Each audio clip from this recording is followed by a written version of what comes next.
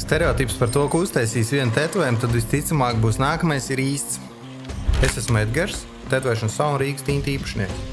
Bieži vien liekas, ka tas ir ļoti sāpīgi, kā apniks, bet man pašam ir daudz tetovējumu, un pēc personīgās pieredzes var teikt, ka tas ir uztaisīts, to jau tu uztver kā daļu no sevis. Man interesi par tetovējumiem bija jau no agras bērnības. Draugi, vide, dzīves stils, koncerti, ekstrēmie sporta veidi. Tas viss iet roku rokā ar tetovēšanas kultūru. Ar mīlestību pret visām šīm lietām pirms 13 gadiem ar 3 dombiedriem radījām Rīgas tinti.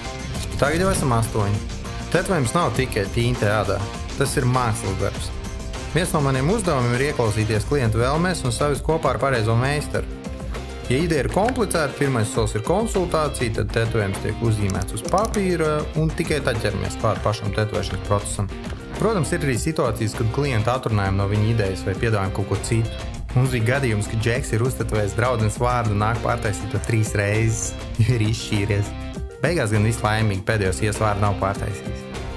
Klienti pie mums pārsvarā atnāk pēc ieteikumu, un visizplatītākais būtu no mutes ausī.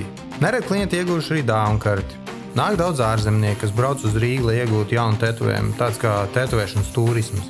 Ironiski, ka tetovējumi bieži vien ir spontāns lēmums, tāpēc gadās arī, ka klients zvana vai raksta nakts vidū un brīvdienās, jo tetovējumu vajag tagad.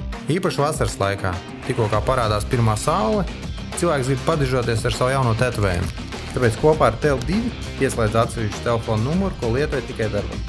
Šim tālrunim pieslēdzām tīmeru funkciju, un tagad zvani tiek pārdresēti uz citu kolēģu telefoniem, lai vienmēr esam sasniedzami. Jo, ja mūs nesazvana ar pirmo reizi, klients var vienkārši izgaist.